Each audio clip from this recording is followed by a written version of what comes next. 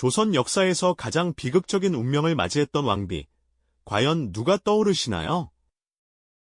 아마 많은 분들이 단종의 비극을 떠올리실 테죠. 하지만 그 비극의 한가운데서 모든 것을 잃고도 어린 왕 단종과의 약속을 끝까지 지키려 했던 한 여인이 있었습니다. 바로 비운의 왕비, 정순왕후 송씨입니다. 그녀는 왜 그토록 잔혹한 운명의 소용돌이 속에서도 지고지순한 사랑과 인간적인 존엄을 포기하지 않았을까요? 단순히 애달픈 비련의 주인공으로만 치부하기엔 벅찬 그녀의 삶에 숨겨진 진실은 과연 무엇이었을까요? 오늘 우리는 역사의 뒤편에 가려졌던 정순왕후의 고결하면서도 굳건한 삶을 통해 진실된 사랑과 한 인간으로서 지켜내야 할 존엄의 가치가 무엇인지 함께 되새겨 보려 합니다. 그녀의 이야기는 단순한 옛 이야기를 넘어 오늘을 살아가는 우리에게도 깊은 울림을 전해줄 것입니다. 자, 그럼 그 파란만장했던 시간 속으로 함께 떠나볼까요? 1441년, 조선의 제6대 왕이자 세종대왕의 손자인 단종은 불과 12세의 어린 나이에 왕위에 오르게 됩니다. 아직 모든 것이 서툰 소년 왕에게는 든든한 버팀목이 필요했죠. 그리고 그 곁을 지킬 왕비로 간택된 이가 바로 정순왕후 송씨였습니다. 그녀 또한 단종과 비슷한 어린 나이였습니다. 명문가의 딸로 태어나 궁궐에 입궐한 송씨는 1454년 단종과 가래를 올리며 왕비의 자리에 오릅니다. 웅장하면서도 설레는 가래 행렬이 궁궐을 가득 메웠을 테죠. 붉은 비단과 금실로 수놓인 화려한 의복, 엄숙한 의례 속에서 어린 왕과 왕비는 서로에게 의지하며 새로운 시작을 맞이했을 겁니다. 하지만 그들의 혼인은 마냥 순수하고 행복하기만 했던 것은 아닙니다. 어린 나이에 왕위에 오른 단종의 왕권은 안개 속을 걷는 듯 위태로웠습니다. 그의 주변에는 든든한 후견인들이 있었지만 동시에 왕위를 탐하는 매서운 시선들도 존재했죠. 특히 단종의 숙부인 수양대군, 훗날 세조가 되는 인물은 강력한 야심을 품고 있었습니다. 어린 왕과 왕비는 궁궐의 고요함 속에서도 점차 스며드는 불안감을 느끼지 않을 수 없었을 겁니다. 서로의 손을 잡고 조용히 의지하며 그들은 다가올 폭풍을 예감하듯 불안한 눈빛을 주고받았을 테죠. 궁궐의 밤은 깊어지고 어린 두 사람의 짧은 봄날은 그렇게 위태롭게 흘러가고 있었습니다. 평화로워 보였던 궁궐의 표면 아래에서는 서서히 거대한 그림자가 드리워지고 있었습니다. 단종의 숙부인 수양대군은 왕실의 실권을 장악하기 위한 치밀한 계획을 세우고 있었죠. 그는 한명회, 신숙주, 권람 등 자신의 세력을 규합하여 비밀스러운 회합을 거듭하며 때를 기다렸습니다. 궁궐의 고요한 밤을 틈타 수상한 발걸음들이 오가고 촛불 아래에서는 은밀한 속삭임이 오갔을 겁니다. 어린 단종은 영의정 황보인과 좌의정 김종서 등 원로 대신들의 보필을 받고 있었지만 수양대군의 움직임은 너무나도 은밀하고 강력했습니다. 왕실의 분위기는 점차 싸늘하게 변해갔습니다.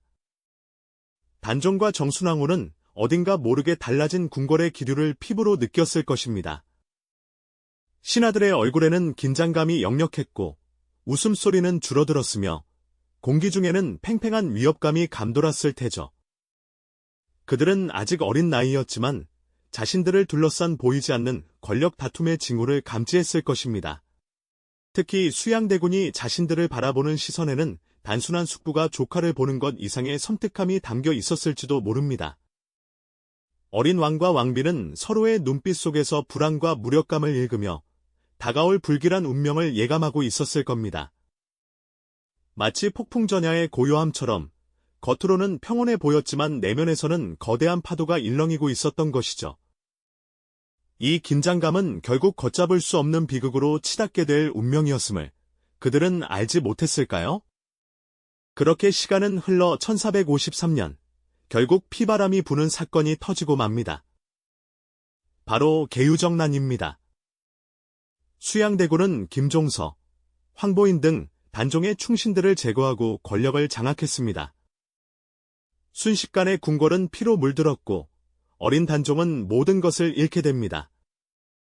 결국 그는 왕위에서 강제로 물러나게 되었고 왕비 정순왕후 또한 폐위되어 빈의 신분으로 강등되는 비극을 맞게 되죠. 이 모든 것이 단 몇 달, 아니 몇 주 만에 벌어진 일들이었습니다. 어린 왕과 왕비에게는 감당할 수 없는 충격과 절망이 밀려왔을 겁니다. 단종은 멀리 영월 땅으로 유배를 떠나게 됩니다. 정순왕후는 사랑하는 남편이 모든 것을 잃고 낯선 땅으로 떠나는 모습을 지켜봐야 했습니다. 궁궐 문 밖에서 혹은 인적이 드문 길목에서 두 사람은 애통한 이별을 고했을 테죠. 이별의 순간, 단종은 정순왕후에게 부디 몸조심하고 살아남아 달라는 간곡한 당부를 남겼을지도 모릅니다. 정순왕후는 찢어지는 가슴을 부여잡고 멀어져가는 단종의 행렬을 하염없이 바라보았을 겁니다. 이 순간은 두 사람에게 영원히 지워지지 않을 고통스러운 기억으로 남았을 것입니다. 어린 나이에 왕비가 되었던 그녀의 짧았던 봄날은 그렇게 잔혹하게 끝나버렸습니다. 그러나 이것은 정순왕후의 고난의 시작일 뿐이었습니다. 그녀의 삶은 이제 상상할 수 없는 고통과 시련 속으로 던져질 운명이었죠. 어린 왕비의 짧았던 봄날은 그렇게 잔혹하게 막을 내렸죠. 그 순간, 그녀의 삶은 상상조차 할 수 없는 깊은 고통과 시련의 나락으로 떨어지기 시작했습니다.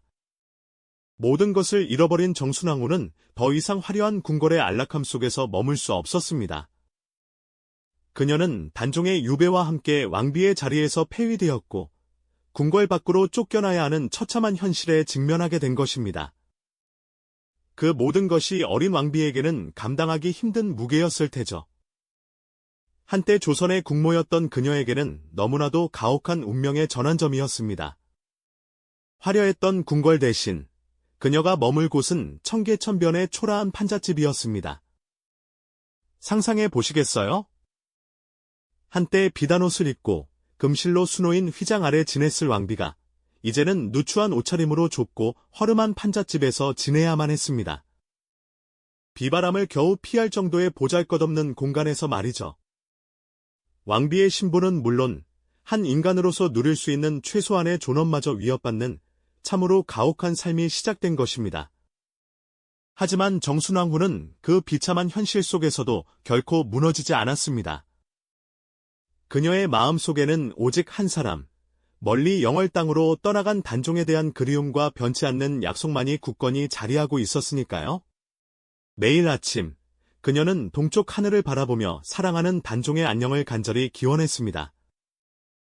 그 동쪽 하늘은 단종이 유배되어 있는 영월 땅을 향하는 유일한 창이자 그녀의 희망을 이어주는 끈이었을 테죠. 그녀가 매일 올랐던 작은 언덕은 훗날 동망봉, 즉 동쪽을 바라보며 임을 그리워하는 봉우리라는 애틋한 이름으로 불리게 됩니다. 매일 그곳에 올라 영월을 향해 간절한 시선을 보내던 정순왕후의 모습은 비록 초라한 삶이었지만 그 자체로 숭고한 사랑의 증표가 아니었을까요?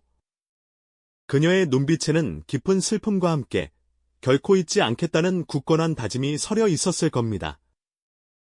어쩌면 그것은 단종과의 마지막 약속을 지키려는 그녀의 숭고한 의지였을지도 모릅니다. 동망봉에서 내려온 그녀는 비구니가 되어 정업원에 머물렀습니다. 이곳은 세속을 등지고 불문의 귀의한 여인들이 모여 살던 곳이었죠. 왕비였던 그녀가 머물기에는 너무나도 소박하고 조용한 공간이었지만 정순왕후는 이곳에서 마음의 평화를 찾으려 애썼습니다. 그녀는 스스로 배를 짜고 염색하며 생계를 이어갔습니다. 고운 손으로 비단 대신 거친 배를 짜는 왕비의 모습은 당시 사람들에게 어떤 울림을 주었을까요? 아마도 깊은 연민과 함께 한편으로는 강인한 존경심을 불러일으켰을 겁니다. 정순왕후의 곁에는 그녀를 따르는 몇몇 여인들과 평범한 백성들이 있었습니다. 그들은 폐위된 왕비의 비참한 처지에도 불구하고 그녀를 진심으로 존경하고 보살폈습니다. 아마도 그들은 정순왕후의 지고지순한 사랑과 역경 속에서도 잃지 않는 품격을 보았을 테죠. 몰래 음식을 가져다 주거나 그녀의 이야기를 들어주며 작은 위로를 건네기도 했을 겁니다. 이렇듯 그녀의 삶은 단순히 비극적인 것이 아니라 주변 사람들에게까지 깊은 감동을 주는 숭고한 인내의 과정이었습니다.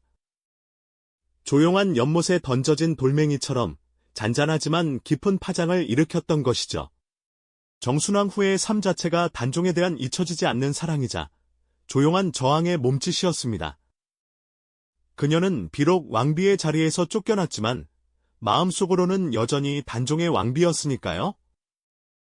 매일 동쪽을 바라보며 배를 짜는 그녀의 모습은 폭력적인 권력에 굴하지 않고 사랑과 신의를 지켜내려는 한 인간의 숭고한 의지를 보여주는 것이었습니다.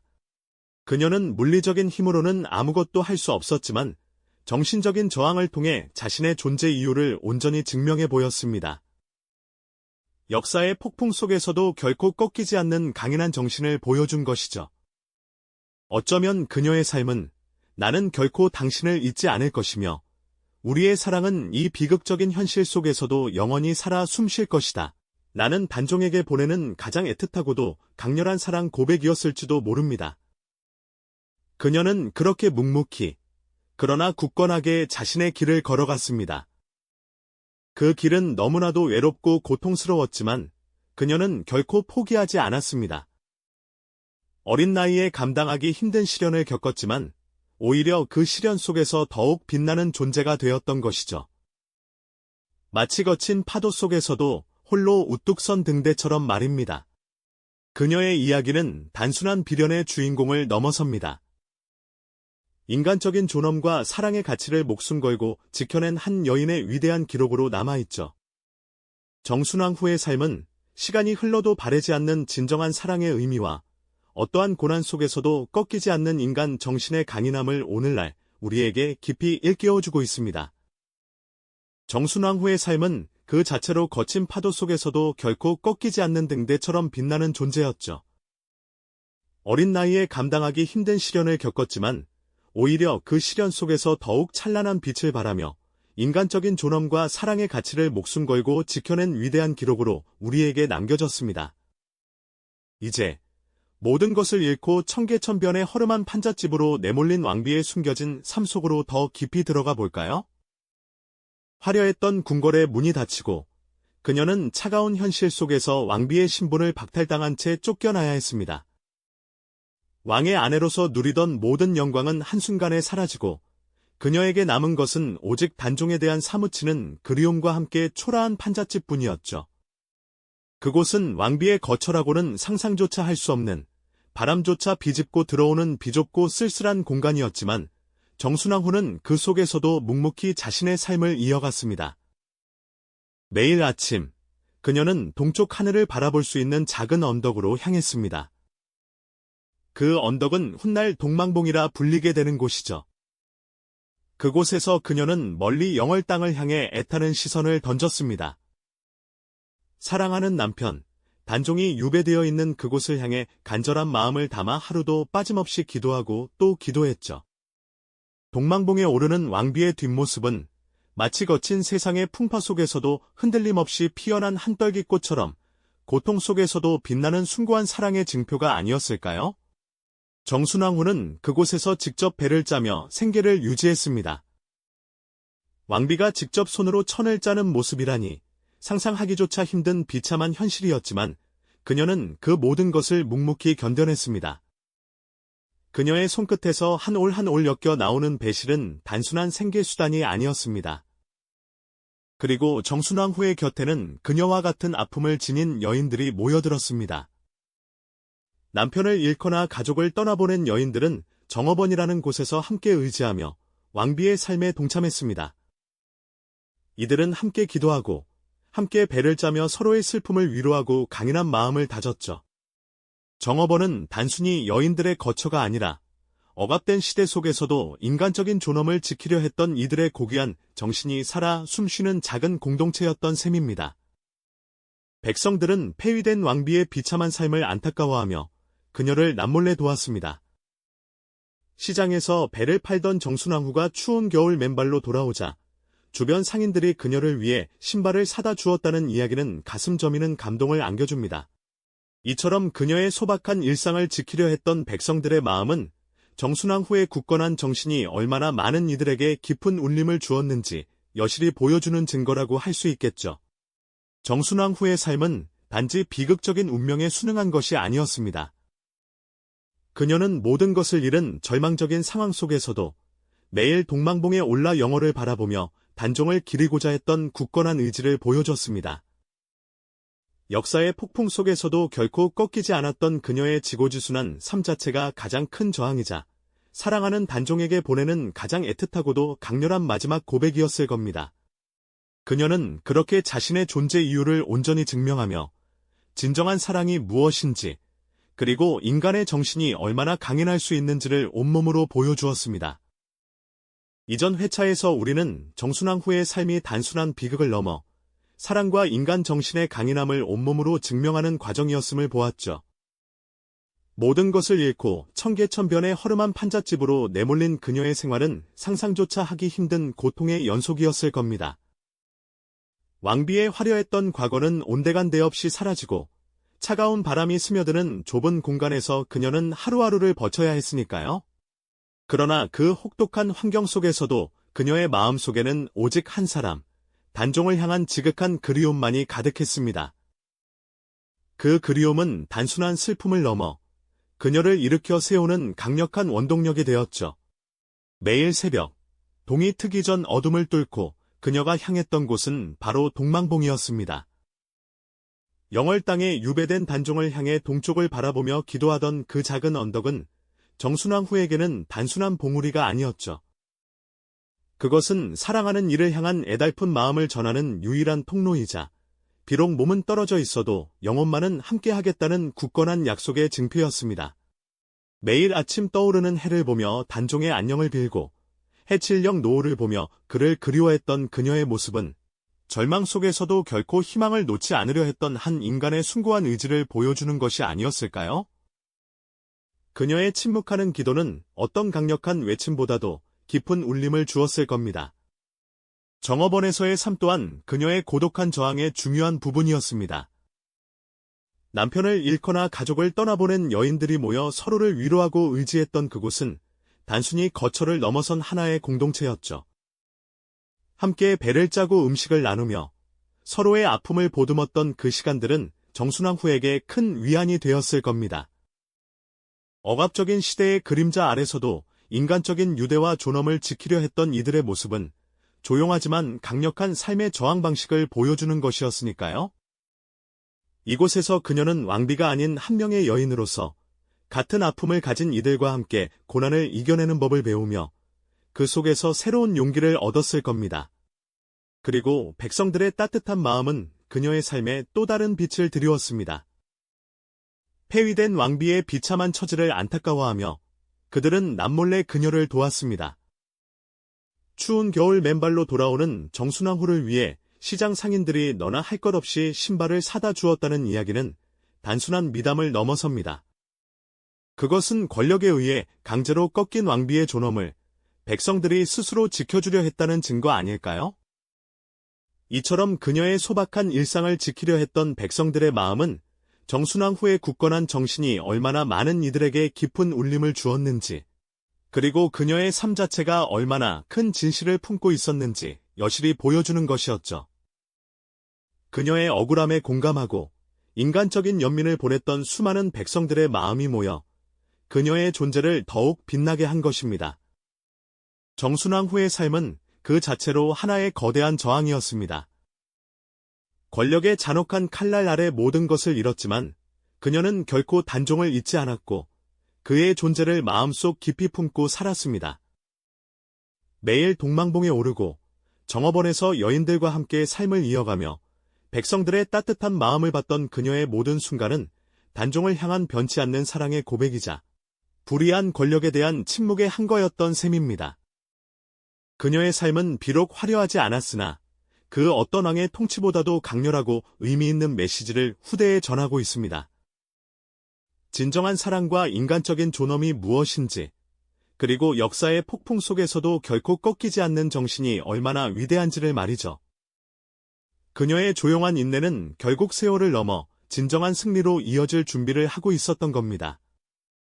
그녀의 조용한 인내는 결국 세월을 넘어 진정한 승리로 이어질 준비를 하고 있었던 겁니다.